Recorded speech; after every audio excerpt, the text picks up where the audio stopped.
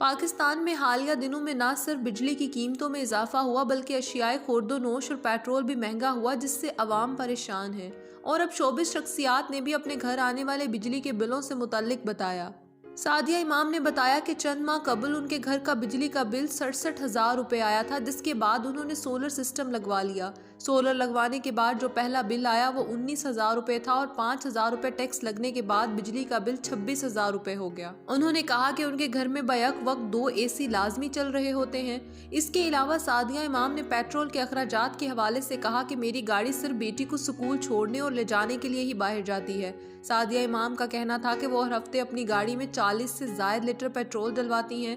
کچھ ماہ قبل جو 5 سے 6,000 روپے کا پیٹرول ڈلواتی تھیں، اب 10,500 روپے کا پیٹرول ڈلواتی ہیں۔ گھر کے بجٹ کے حوالے سے سعدیہ امام نے کہا کچھ ماہ قبل جو گھر کا سامان 45 سے 50,000 روپے میں خریدتی تھیں، اب وہ 75,000 روپے تک بڑھ گیا ہے۔ مارننگ شو ہوسٹ ندا یاسر نے انکشاف کیا کہ اگست میں ان کی فیملی آدھے مہینے گھر میں تھی ہی نہیں، پھر بھی بجلی کا بل 1 لاکھ روپے آیا۔ انہوں نے بتایا کہ وہ گھر میں دن کے اوقات میں AC استعمال نہیں کرتی، رات کو پوری فیملی ایک کمرے میں سوتی ہے اور صرف ایک AC استعمال ہوتا ہے۔ ندا کے مطابق وہ بھی گھر میں سولر سسٹم لگوانے کا سوچ رہی ہیں، لیکن سولر بہت زیادہ مہنگا ہو گیا ہے۔